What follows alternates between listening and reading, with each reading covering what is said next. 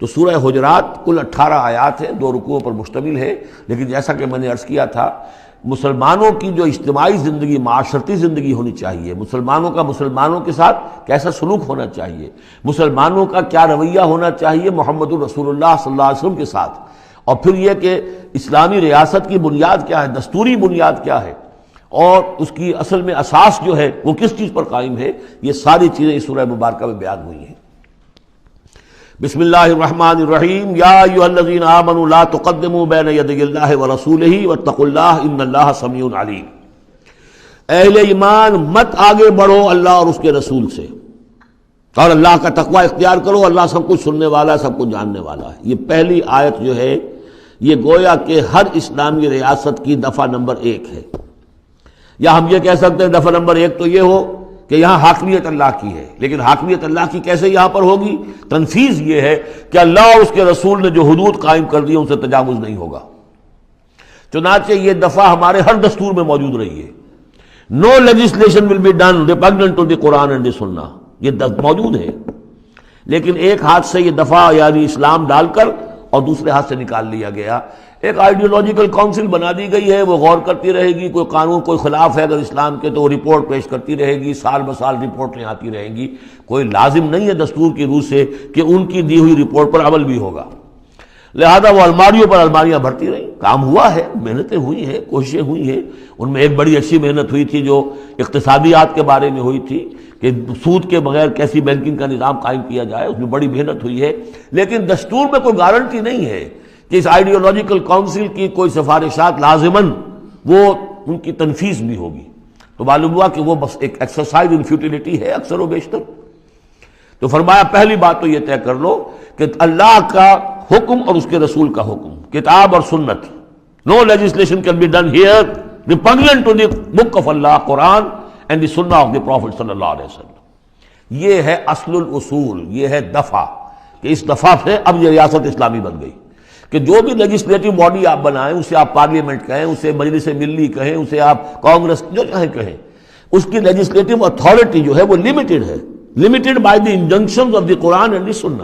اس دائرے کے اندر اندر وہ قانون سازی کر سکتے ہیں، اس لیے کہ اس دائرے کے اندر اندر جو کچھ ہے وہ مباح ہے، اور مباح کے اندر آپ اکثریت کے ساتھ فیصلہ کر لیجئے۔ کسی دعوت میں آپ کر رہے ہیں، مہمان بلا رہے ہیں، اس میں مشروب کون سا سرو کیا جائے، اس میں روح افزا شربت پلایا جائے یا کوئی 7 اپ پلایا جائے یا کیا کیا جائے، اب اس کو آپ وہ بھی مباح ہے وہ بھی مباح ہے، اب کثرت رائے سے فیصلہ کر لیجیے۔ لیکن کثرت رائے کیا 100% رائے بھی اللہ کے کسی حکم میں ترمیم نہیں کر سکتی، وہ تو دائرہ ہے، اس دائرے کے اندر اندر رہنا ہے، جس کو کہ ایک حدیث سے حضور نے بہت عمدگی سے واضح کیا ہے۔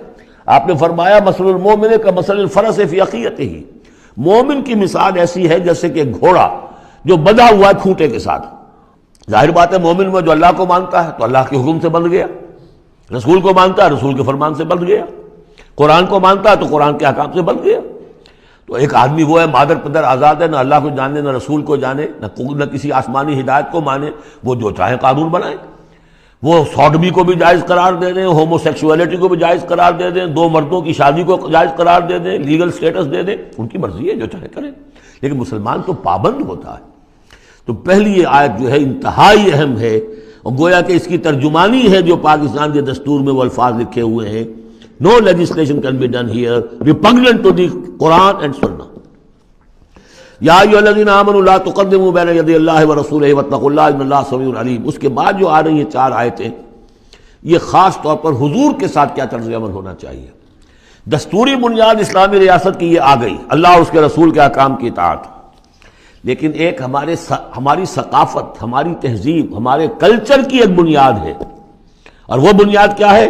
حضور کی تعظیم، حضور سے محبت، حضور کے نقش قدم کی پیروی، آپ کے سرتابی نہ کرنا، آپ کے آواز کے مقابلے میں اپنی آواز بلند نہ کرنا۔ اب یہ آرام یہ ہے وہ توقروہ و تعزروہ، یہ گویا کہ اس کی شرح ہے۔ یا ایھا الذین آمنوا لا ترفعوا اصواتکم فوق صوت النبی، اہل ایمان اپنی آواز کبھی بلند نہ کرنا نبی کی آواز پر، ولا تجہروا لہ بالقول کجہر بعضکم لبعض، اور جس طرح تم آپس میں بلند آواز سے ایک دوسرے سے بات کر لیتے ہو، ایسی حرکت کوئی نبی کے ساتھ نہ کر بیٹھنا، ان تحبط اعمالکم، مبادا تمہارے سارے اعمال حبط ہو جائیں۔ تم سمجھو گے میں نے کوئی گناہ کبیرہ تو نہیں کیا ہے، میں نے چوری نہیں کی، ڈاکہ نہیں ڈالا، زنا نہیں کیا، کچھ نہیں کیا، لیکن نہیں، گستاخانہ طرز عمل نبی کی شان میں یہ تمہارے سارے کاموں کو حق کر دے گا، حقارت کر دے گا۔ وَأَنْتُمْ لَا تَشْعُرُونَ، تمہیں پتہ بھی نہیں چلے گا۔ إِنَّ الَّذِينَ يَغُضُّونَ أَصْوَاتَهُمْ عِندَ رَسُولِ اللَّهِ أُولَٰئِكَ الَّذِينَ امْتَحَنَ اللَّهُ قُلُوبَهُمْ لِلتَّقْوَىٰ۔ ایک چیز کو ایک منفی انداز میں بھی کہا، اب یہ کہ مثبت انداز میں، شاباش دینے کے انداز میں، بے شک وہ لوگ جو اپنی آوازیں پست رکھتے ہیں رسول اللہ کے سامنے، یہی وہ لوگ ہیں کہ جن کے دلوں کو اللہ نے چن لیا ہے، امتحان کر کے، جانچ پرکھ کر چن لیا ہے، اختیار کر لیا ہے تقویٰ کے لیے۔ اب ان کے دلوں میں اللہ تعالیٰ تقویٰ زیادہ سے زیادہ پیدا کر دے گا۔ لہم مغفرۃ واجر عظیم، ان کے لیے مغفرت ہے اور بہت بڑا اجر ہے۔ ان الذین ینادونک من وراء الحجرات اکثرهم لا یعقلون، یہ بھی ایک سوء ادب تھا، اور یہ ویسے بھی عام معاشرت کے اعتبار سے بھی سوء ادب ہے۔ وہ لوگ آتے تھے بدو باہر سے، اب حضور کا اپنے معمولات تھے، کس وقت آپ کو برآمد ہونا ہے اپنے حجرے سے، اور وہ باہر سے کھڑے ہو گئے، یا محمد اخرج علینا، آئیے ذرا باہر تشریف لائیے۔ فرمایا ان الذین ینادونک من وراء الحجرات، بے شک وہ لوگ جو آپ کو پکارتے ہیں دیواروں کے پیچھے سے، حجرات کے باہر سے، اکثرهم لا یعقلون، ان میں سے اکثر وہ ہے جو عقل نہیں رکھتے۔ وَلَوْ أَنَّهُمْ صَبَرُوا، اگر وہ صبر کرتے حتیٰ تخرج الیہم، کہ آپ خود برآمد ہوتے اپنی حجرے سے، تشریف لاتے باہر، لَكَانَ خَيْرًا لَهُمْ، یہ ان کے حق میں بہت بہتر تھا۔ وَاللَّهُ غَفُورٌ رَحِيمٌ، اللہ غفور اور رحیم ہے۔ یہ انہوں نے جان بوجھ کے گستاخی نہیں کی، یہ صرف بدو ہوتے تھے، اور ظاہر بات ہے وہ مہذب لوگ نہیں تھے، اس حوالے سے ان کے ہاں جو بھی تھا، اور عرب کا بدو وہ تو یوں سمجھیے کہ بہت ہی زیادہ ان آداب وغیرہ سے بہت ناواقف، بہت دور، تو اس لیے انہوں نے کہا کہ اگرچہ انہوں نے کی ہے یہ زیادتی، لیکن اللہ غفور ہے اور رحیم ہے، بخشنے والا ہے، آئندہ اس کا اعادہ نہ ہو۔ اس کے بعد 8 احکام آ رہے ہیں مسلمان معاشرے کو مضبوط اور مربوط رکھنے کے لیے، اس لیے کہ اقامت دین کی جد و جہد، غلبہ دین کی جد و جہد، اگر یہ جماعت مضبوط نہیں ہے، مستحکم نہیں ہے، مربوط نہیں ہے، تو ظاہر بات ہے جد و جہد کمزور ہوگی۔ اور اس کے اندر رکھنے کہاں سے پیدا ہو سکتے ہیں؟ 2 بڑے حکم اور 6 چھوٹے حکم۔ ویسے وہ چھوٹے کس وجہ سے کہہ رہا ہوں وہ بھی میں آپ سے عرض کر دوں گا، اس لیے کہ وہ ایک آیت میں 3 جمع کیے، اور یہاں پہلے جو 2 بڑے حکم آ رہے ہیں ان کے لیے مستقل آیات نازل ہوئی۔ بڑے احکام میں سے پہلا کیا ہے؟ یا ایھا الذین آمنوا ان جاءکم فاسق بنبأ فتبینوا ان تصیبوا قوما بجہالۃ فتصبحوا علی ما فعلتم نادمین۔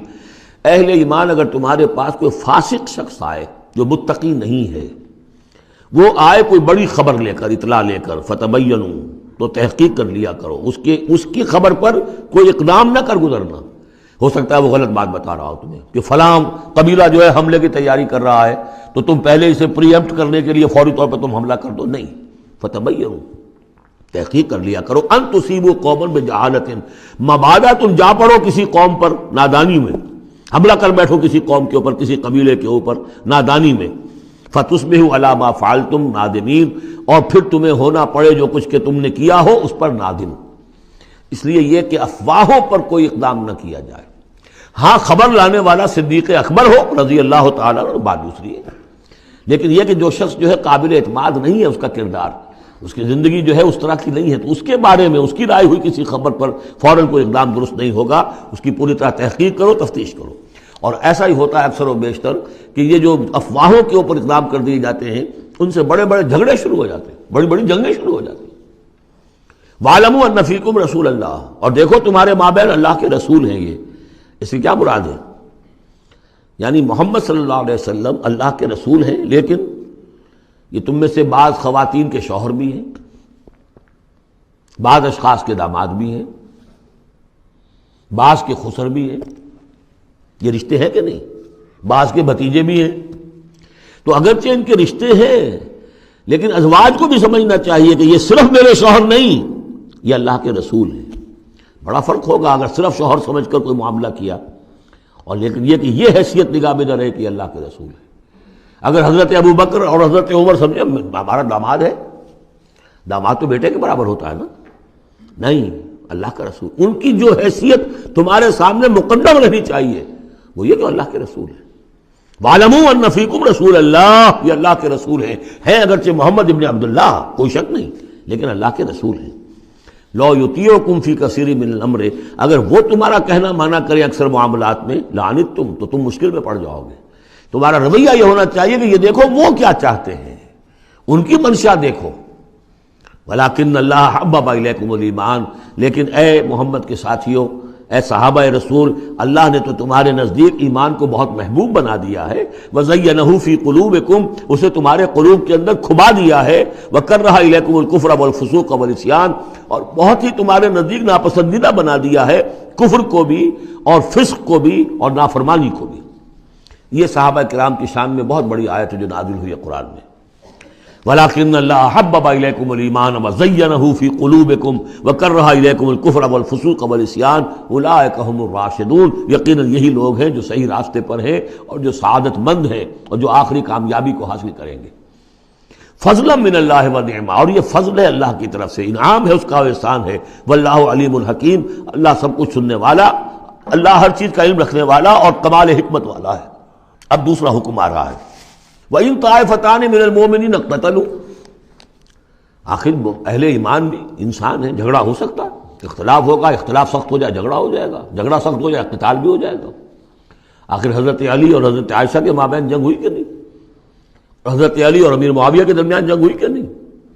یہ کون ہے؟ کس کو اب کہہ دیں گے کافر؟ معاذ اللہ ثم معاذ اللہ. تو فرمایا وَإِن طَائِفَتَانِ مِنَ الْمُؤْمِنِينَ اقْتَتَلُوا، اگر اہل ایمان میں سے دو گروہ لڑ پڑیں، فَأَصْلِحُوا بَيْنَهُمَا، تو اب عام معاشرے کو یہ سمجھنا چاہیے، سب لوگوں کو، کہ وہ یہ نہ سمجھے کہ ہم سے کیا ہے، آپس میں نبٹ لیں. نہیں، ان کے درمیان صلح کراؤ، تمہارا فرض ہے، یہ اجتماعی فریضہ ہے، صلح کراؤ. فَأَصْلِحُوا بَيْنَهُمَا، انڈیفرنس ہمیں کیا تعلق؟ غلط. اس لیے کہ یہ جو رکھنا پڑ رہا ہے، یہ اسلامی معاشرے کا رکھنا مسلمانوں کی مجموعی قوت کو کمزور کرنے کا سبب بنے گا، اور مسلمانوں کی قوت کمزور ہوتی ہے تو اللہ کے دین کے غلبے کی جد و جہد کمزور پڑ رہی ہے. لہذا فرض سمجھو، اصلحوا بینہما، ان کے درمیان صلح کراؤ. فإن بغت احداہما علی الاخری، پھر اگر ان میں سے ایک دوسرے پر زیادتی کرے، صلح کی پابندی نہیں کر رہا، صلح کرا دی گئی پھر بھی وہ زیادتی کر رہا، فقاتلوا التی تبغی، اب جنگ کرو اس سے جو زیادتی کرنے والا ہے. اب یہ دو فریقوں کے درمیان نہیں رہا معاملہ، اب ایک فریق گویا کہ پوری مسلم جماعت کو، پورے مسلم معاشرے کو، پوری ملت اسلامی کو جو کہ وہ للکار رہا، چیلنج کر رہا ہے. تو اب ان سے جنگ کرو، حتی تفیء الی امر اللہ، یہاں تک کہ وہ لوٹ آئے اللہ کے حکم کی طرف. صلح کی جو بھی شرائط تھی ان کو دوبارہ قبول کر لے. فإن فات، پھر اگر وہ لوٹ آئے، فاصلحوا بینہما، پھر ان کے مابین دوبارہ صلح کرا دو، بالعدل، انصاف کے ساتھ. واقسطوا، اور دیکھنا انصاف کا دامن ہاتھ سے نہ چھوڑنا، انصاف کرو. اس لیے کہ اب ہو سکتا ہے کہ اس دوسرے فریق پر تم کو زیادتی کر بیٹھو، اس لیے کہ اب اس سے تم بھی لڑے ہو، لڑ کر تم نے اسے مجبور کیا ہے کہ وہ صلح کی پابندی کرے، تو اب بھی اس پر کوئی زیادتی نہ ہو جائے. واقسطوا ان اللہ یحب المقسطین، اللہ تعالیٰ انصاف کرنے والوں کو محبوب رکھتا ہے. یہ تو دو بڑے بڑے حکم ہو گئے. اب ایک آیت میں 3 حکم اور دوسری میں پھر 3 حکم. یہ چھوٹے چھوٹے انفرادی سطح کے اوپر یا برادریوں کی سطح کے اوپر یا جماعتوں کے اندر جس طرح کے بڑے بڑے چیزیں پیدا ہو جاتی ہیں، بعض چیزیں معمولی نظر آتی ہیں لیکن اس سے دلوں کے اندر زخم پڑ جاتے ہیں. انما المؤمنون اخوة فاصلحوا بین اخویکم، یہ تو اسی کے ساتھ آ گئی. یقیناً تمام اہل ایمان جو ہے وہ آپس میں بھائی بھائی ہیں، بس اپنے دو بھائیوں کے درمیان صلح کرا دیا کرو. واتقوا اللہ، اللہ کا تقوی اختیار کرو. لعلکم ترحمون، تاکہ تم پر رحم کیا جائے. اب وہ آ رہی ہیں 2 آیتیں. یا ایھا الذین آمنوا لا یسخر قوم من قوم عسى ان یکونوا خیرا منهم ولا نساء من نساء عسى ان یکن خیرا منهن. اہل ایمان تم میں سے کوئی گروہ دوسرے گروہ کا مذاق نہ اڑائے، تمسخر نہ کرے. ہو سکتا ہے کہ وہ ان سے بہتر ہوں. جن کا تم مذاق اڑا رہے ہو، کسی ایک برائی کو دیکھا ہے تم نے، کسی ایک عیب کو دیکھا ہے، اس کی ناک چھوٹی ہے، اس کا کان چھوٹا ہے، اس کا فلاں یہ ہے، اس کا یہ ہے، تو تم نے تو کوئی عیب دیکھا ہے ظاہری، ہو سکتا ہے دل میں اس کے تقویٰ تم سے 10 گنا زیادہ ہو، اللہ کی محبت، اللہ کے رسول کی محبت تم سے 1000 گنا زیادہ ہو، تو تمہیں کیا پتا، تم نے تو ایک چیز دیکھی ہے. اسی طرح عورتیں دوسری عورتوں کا مذاق نہ اڑائیں. عسیٰ ان یکن خیرا منہن، ہو سکتا ہے کہ وہ جن کا مذاق اڑایا جا رہا ہے وہ اللہ کی نگاہوں میں بہتر ہو ان سے جو مذاق اڑا رہی ہیں. ایک حکم تو ہو گیا تمسخر نہ ہو. ولا تلمزوا انفسکم، اپنے آپ کو عیب نہ لگاؤ. اپنے آپ کو عیب لگانا یعنی اپنے بھائیوں پر عیب نہ لگاؤ. آخر وہ تمہاری ہی اس ملت کا فرد ہے، امت کا فرد ہے، تو اس کو عیب لگا تو تمہیں عیب لگا. اس لیے فرمایا بہت ہی بلیغ الفاظ ہے، ولا تلمزوا انفسکم ولا تنابزوا بالالقاب، اور لوگوں کے چڑانے والے نام نہ رکھ لیا کرو. کسی جماعت کا نام کچھ اور ہے، اس کو چڑانے کے لیے نام کچھ اور رکھ لیا گیا ہے، یا اور کسی فرد کے لیے، کسی گروہ کے لیے، تو یہ جو ہے ایک دوسرے کے اوپر اس طریقے سے ڈال دینا اور نام ان کے اوپر کہ جو ان کو پسندیدہ نہیں ہے. یہ 3 کام ہو گئے ایک آیت میں روکا گیا. اس کی وجہ سے اکثر ایسا ہوتا ہے، کبھی ایک دوست آپ ایک خاص قسم کا مذاق اس سے کر رہے ہیں یا کسی لفظ سے اس کو چھیڑتے ہیں، 100 دفعہ وہ سن لیتا ہے، کوئی اثر نہیں ہوتا. کسی وقت کوئی عجیب کیفیت ہوتی ہے اس کی کہ اس کے دل میں جا کر زخم کی طرح لگ جاتا ہے اور پھر وہ دل کا رشتہ ٹوٹ جاتا ہے اور ایک ایسی جو ہے اس کے اندر گرہ پڑ جاتی ہے، پھر کھولے نہیں کھل سکتی. لہذا محتاط رہو. بئس الاسم الفسوق بعد الایمان، ایمان کے بعد تو برائی کا نام بھی برا ہے. کیوں ان چیزوں میں جا رہے ہو؟ تمہیں تو ایمان کو سمجھنا چاہیے کہ اللہ نے تمہیں اتنی بڑی فضیلت دی ہے تو ان گندگیوں کی طرف جو ہے تم متوجہ ہی نہ ہو. وَمَن لَّمْ يَتُوب فَأُولَٰئِكَ هُمُ الظَّالِمُونَ، اور جو باز نہیں آئیں گے تو وہی ہے کہ جو ظالم ہے اللہ کی نگاہ میں. تو ترغیب بھی ہے، تشویق بھی ہے، سمجھانے کا انداز بھی ہے اور ڈانٹ ڈپٹ بھی ہے. باز نہیں آؤ گے تو اللہ کی نگاہ میں پھر تم ظالم ہو. اگلی آیت میں پھر 3 چیزیں. وہ پہلی 3 چیزیں روح در روح ہوتی ہیں، آمنے سامنے، اور یہ 3 چیزیں وہ ہیں جو غیب میں ہوتی ہیں، پیٹھ پیچھے ہوتی ہیں. یا ایھا الذین آمنوا اجتنبوا کثیرا من الظن ان بعض الظن اسم. اہل ایمان زیادہ ظن کرنے سے بچو. خام خواہ گمان بٹھا لینا کسی کے بارے میں، جب تک کہ کوئی بات ظاہر نہ ہو جائے، کسی کی طرف سے کوئی روش یا رویہ یا کوئی اقدام جو ہے واضح طور پر سامنے نہ آ جائے، اپنے دل میں خام خواہ کوئی اس کے بارے میں جس کو ہم کہتے ہیں سوء ظن پیدا کر لینا. ان بعض الظن اسم، بعض ظن جو ہے وہ تو گناہ کے درجے تک پہنچ جائیں گے، اس لیے کہ تم نے اپنے دل میں بات بٹھا لی ہے حالانکہ اس میں وہ شے ہے ہی نہیں.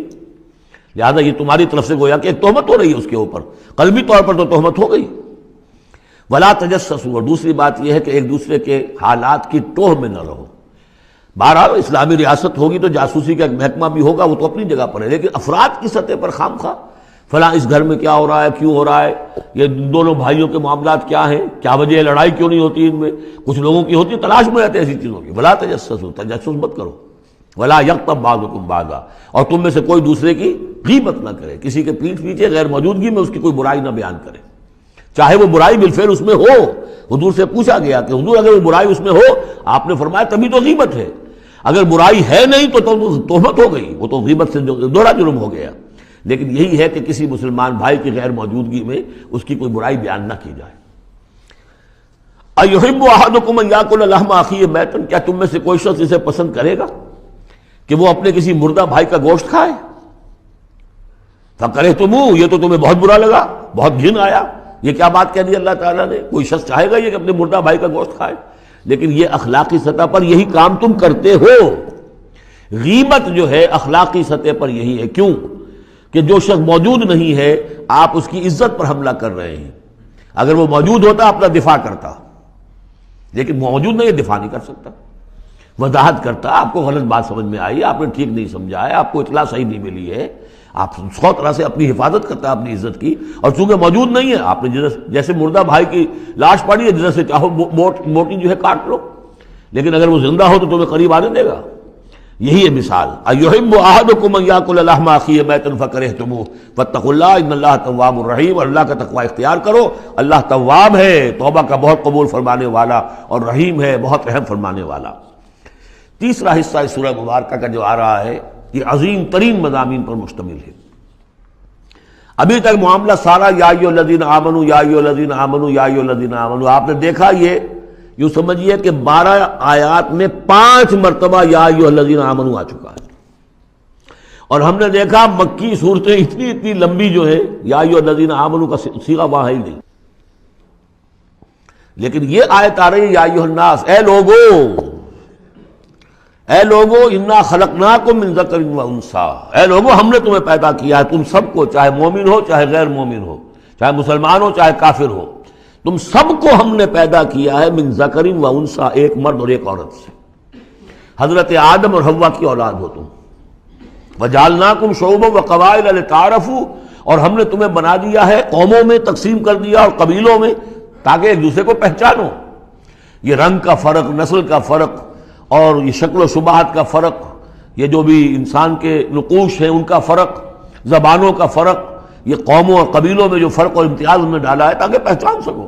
سارے انسان ایک ہی رنگ کے، ایک ہی شکل و صورت کے، ایک ہی معلوم ہوتا کہ سانچہ ہے فیکٹری کا، اسی میں سے سب بنے چلے آ رہے ہیں، ایک ہی زبان بولتے تو پہچانتے کیسے ایک دوسرے کو؟ یہ سارا ہے صرف پہچان کے لیے. یہ نہیں ہے کہ فلاں نسل اعلیٰ ہے، فلاں گھٹیا ہے، فلاں اونچی ہے، فلاں نیچی ہے. جیسا کہ آپ نے خطبہ دیا تھا، جو آخری خطبہ ہے حجۃ الوداع کا، لا فضل لعربی علی عجمی ولا لعجمی علی عربی ولا لاحمر علی اسود ولا لاسود علی احمر الا بالتقوی.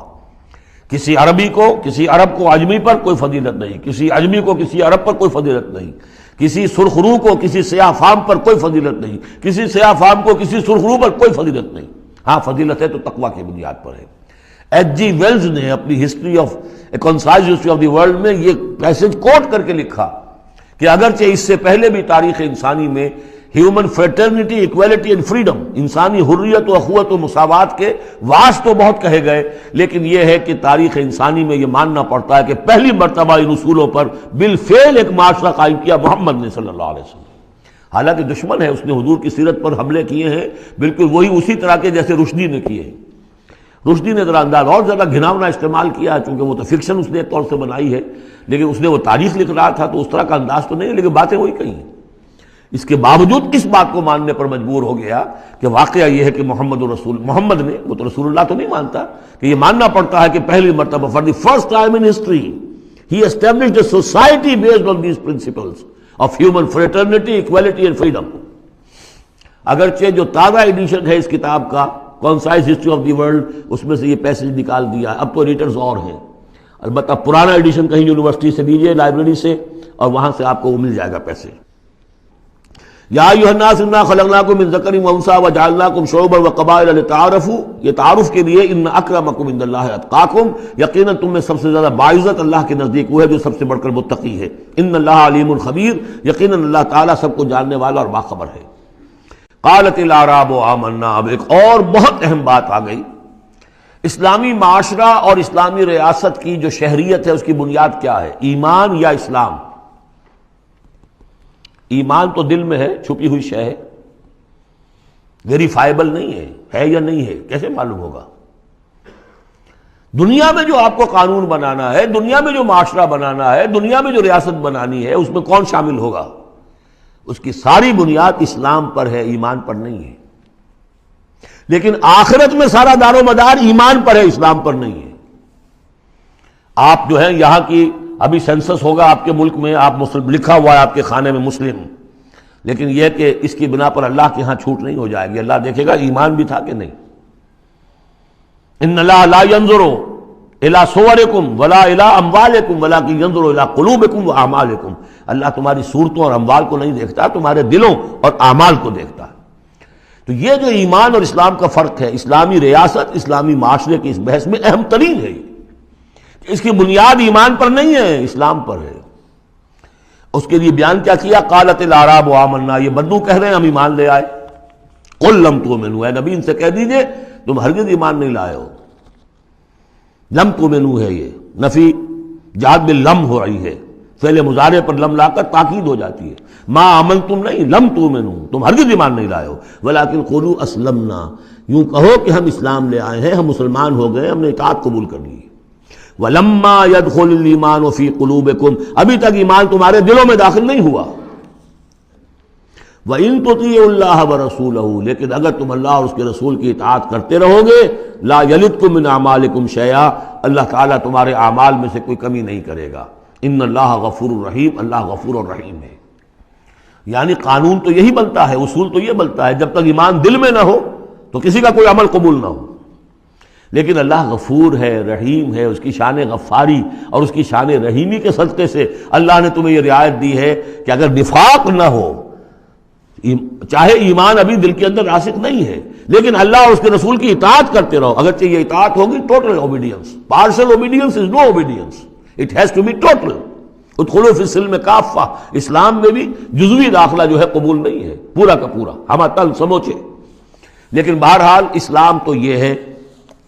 اب اگر تم جاننا چاہو کہ مومن کسے کہتے ہیں تو سن لو، اس کی ڈیفینیشن یہ آ گئی. اب یہ میں نے سورہ انفال کے دوران بھی اس کو وضاحت کیا تھا کہ اس کے دو حصے جو اس ڈیفینیشن کے، سورہ انفال میں دوسری آیت، دوسری تیسری، اور ادھر آخر سے پہلی آیت جو ہے اس میں ان کو دونوں کو علیحدہ کر دیا گیا. یہ ہے گویا کہ comprehensive definition of a Muslim, of a مومن. Who is a مومن؟ انما المؤمنون الذين آمنوا بالله ورسوله ثم لم يرتابوا. مومن تو بس صرف وہ ہے جو ایمان لائے اللہ پر اور اس کے رسول پر، پھر شک میں ہرگز نہیں پڑے.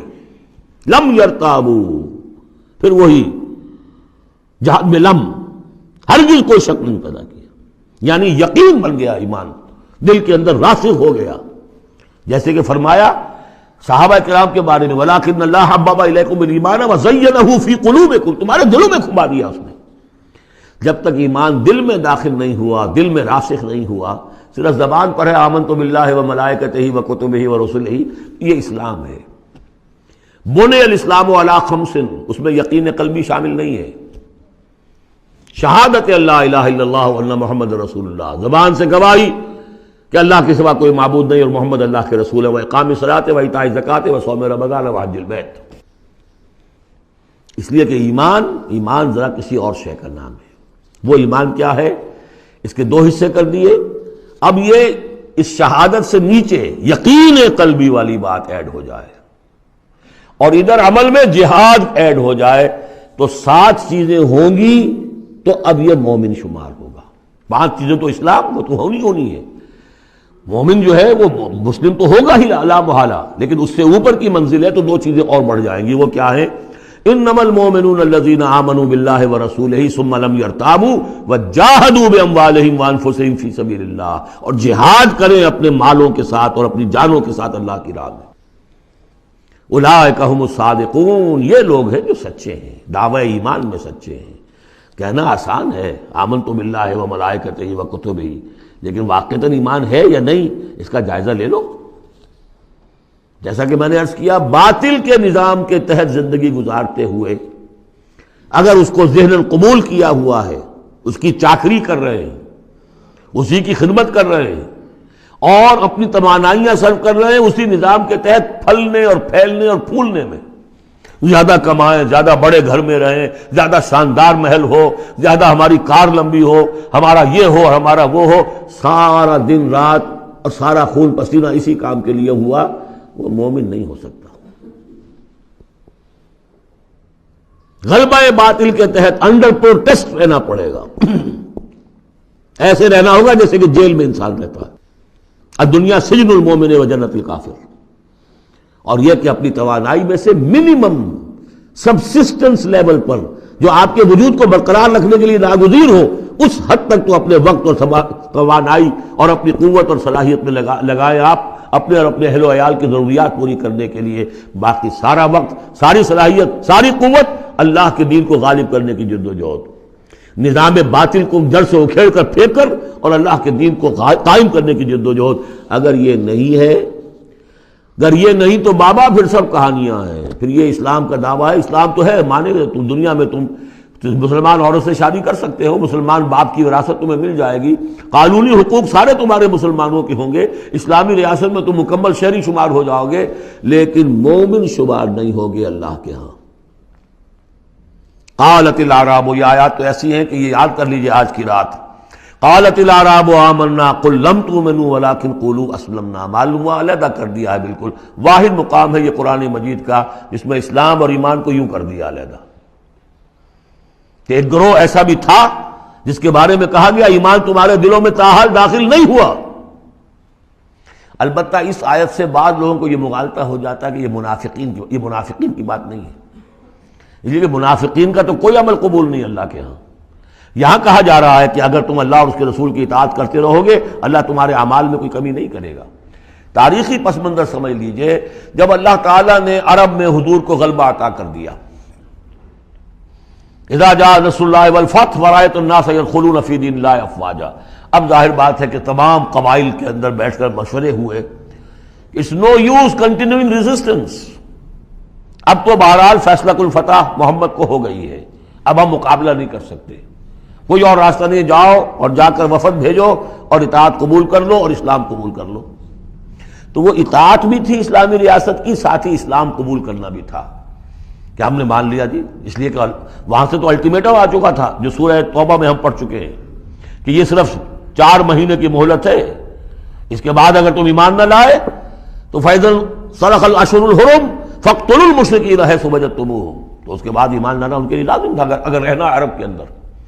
لیکن یہ کہ ان میں 3 طرح کے لوگ تھے. ایسے بھی یقیناً تھے جو خلوص دل سے ایمان لائے، ایسے بھی لوگ تھے جو دھوکہ دینے کے لیے ایمان لائے، جان بچانے کے لیے۔ یہ دو ہو گئی ویلیوز، پازیٹو اور نیگیٹو۔ بیچ میں پازیٹو اور نیگیٹو کے مابین ایک زیرو لیول آتا ہے۔ زیرو لیول وہ تھا کہ دل میں نہ دھوکے کی نیت ہے، نہ حقیقتاً ایمان دل میں پیدا ہوا ہے، لیکن اسلام لے آئے، ٹھیک ہے ہم تیار ہیں۔ وہ ہے جن کا ذکر کیا جا رہا ہے۔ قالت الاعراب آمنا قل لم تؤمنوا ولكن قولوا اسلمنا، تم یہ کہو کہ ہم اسلام لے آئے ہیں۔ ولما يدخل الايمان في قلوبكم، ابھی تک ایمان تمہارے دلوں میں داخل نہیں ہوا۔ وَإِن تُطِيعُوا اللَّهَ وَرَسُولَهُ لَا يَلِدْكُم مِّنْ أَعْمَالِكُم شَيْئًا، اگر اللہ اور اس کے رسول کی اطاعت کرتے رہو گے اللہ تمہارے عمل میں سے کچھ بھی گھٹائے گا نہیں، کم نہیں کرے گا، بلکہ آگے چل کر یہ بات واضح ہو جائے گی کہ اگر اللہ اور اس کے رسول کی اطاعت کرتے رہو گے تو ایمان بھی تمہارے دلوں میں پیدا ہو جائے گا۔ اس لیے کہ ایمان سے عمل صالح پیدا ہوتا ہے اور عمل صالح سے بھی ایمان پیدا ہوتا ہے۔ لیکن اگر تم جاننا چاہو دل میں یہ امنگ پیدا ہو جائے، اللہ کرے کہ ہم میں سے ہر شخص کے دل میں یہ آج ارادہ اور امنگ پیدا ہو جائے، اور یہ وہ آرزو پیدا ہو جائے جس کے اوپر علامہ اقبال نے جو کہا ہے کہ آرزو اول تو پیدا ہو نہیں سکتی کہیں اور، ہو جائے تو مر جاتی ہے یا رہتی ہے خام۔ یہ آرزو کہ مجھے مومن رہنا ہے، جینا ہے، مرنا ہے، یہ آرزو اول تو پیدا مشکل سے ہوتی ہے، اور ہو جائے تو معاشرہ اس کو غذا نہیں دیتا، ہر چار طرف سے اس کے خلاف آپ پر دباؤ پڑنا شروع، دماغ خراب ہو گیا، پاگل ہو گیا، فینیٹک ہے، یہ اپنا کیریئر چھوڑ رہا ہے، یہ اپنا کاروبار برباد کر رہا ہے، وہ فلاں یہ کر رہا ہے۔ تو ماحول جو ہے، ماحول میں آکسیجن نہ ہو تو پودا کیسے پروان چڑھے گا؟ تو اس لیے بہت مشکل کام ہے، الا یہ کہ خلوص نیت اور عزم مصمم ہو تو اللہ تعالیٰ کی طرف سے خصوصی توفیق اور تحصیل ہوتی ہے۔ تو آج آپ اس کو سامنے رکھ کر دل میں یہ آرزو لے کر اٹھیے کہ یہ ایمان اس ڈیفینیشن پر ہمیں پورے اترنا ہے۔ وہ ڈیفینیشن کیا ہے؟ انما المؤمنون الذین آمنوا باللہ ورسولہ ثم لم یرتابوا وجاہدوا باموالہم وانفسہم فی سبیل اللہ اولئک ھم الصادقون۔ اس آیت کے شروع اور آخر دونوں میں اسلوب حصر ہے۔ مومن صرف وہ ہیں جو ایمان لائے اللہ پر، اس کے رسول پر، پھر شک میں ہرگز نہیں پڑے، ان کے دل میں اس ایمان نے یقین کی شکل اختیار کر لی، اور پھر انہوں نے جہاد کیا اللہ کی راہ میں، کھپائے اس میں اپنے مال بھی، اپنی جانیں بھی۔ یہی لوگ حقیقت میں سچے ہیں اپنے دعوی ایمان میں۔ اللہم ربنا اجعلنا منہم، اللہم ربنا اجعلنا منہم، یہی صادقون ہیں جن کے بارے میں سورہ توبہ میں ہم آیت پڑھ کر آئے ہیں، کونوا مع الصادقین، صادقین کے ساتھ ہو جاؤ۔ تلاش کرو کوئی صادقین ہے دنیا میں اس وقت کہ نہیں، اور حضور نے یہ خبر دی ہے، لا تزال فی امتی طائفۃ قائمین علی الحق، میری امت میں ہمیشہ ایک گروہ ضرور موجود رہے گا جو حق پر قائم ہوگا۔ تلاش کرو اور تلاش کر کے کونوا مع الصادقین، ان میں شامل ہو، ان کے ساتھ شامل ہو جاؤ، ان کے دست و بازو بنو۔ ظاہر بات ہے جمعیت کے بغیر، جماعت کے بغیر وہ اقامت دین کیسے ہوگی؟ وہ اظہار دین الحق علی دین کلہ کیسے ہوگا؟ محمد رسول اللہ والذین معہ حزب اللہ بن گئے تھے، تبھی تو دین قائم ہوا نا۔ اور وہ ساری کیفیات جو سورہ حجرات میں آئیں، قل اتعلمون اللہ بدینکم، اب یہ نوٹ کر لیجئے، جن لوگوں کے دلوں میں وہ ایمان نہیں تھا، وہ اسلام لانے پر حضور پر اپنے احسان جتایا کرے، حضور دیکھیے ہم تو لڑے بھڑے بغیر اسلام لے آئے، تو ہمارا تو حق زیادہ ہونا چاہیے۔ وہ ہماری ہریانے کی زبان میں یہ کہاوت ہے، تھوتھا چنا باجے گھنا، وہ چنا جو اندر سے کھوکھلا ہو چکا ہو اس کی آواز زیادہ ہوتی ہے، برتن خالی ہوگا تو آواز کھنکھنانے کی آتی ہے، برتن کے اندر پانی پڑا ہوا ہو تو پھر اس طرح کی آواز نہیں آتی۔ تو ایمان سے خالی تھے، اس لیے وہ اپنی ایمان کے دعوے ذرا زیادہ کرتے تھے۔ قل اتعلمون اللہ بدینکم، تم اپنے دین کا جو اس طرح سے بڑھ چڑھ کر باتیں کرتے ہو تو اللہ کا بتانا چاہتے ہو، جتلانا چاہتے ہو اپنا دین۔ واللہ یعلم ما فی السماوات وما فی الارض، اگر تمہیں ایمان حاصل ہوتا تو تم یہ جانتے کہ اللہ تو جانتا ہے جو کچھ کے آسمانوں میں اور زمین میں ہے۔ ایک بندہ مومن کے لیے تو یہ کہنے کی ضرورت ہی نہیں، واللہ بکل شیء علیم، اللہ تو ہر چیز کا علم رکھتا ہے۔ یمنون علیک ان اسلموا، اے نبی آپ پر احسان دھر رہے ہیں کہ ہم اسلام لے آئے۔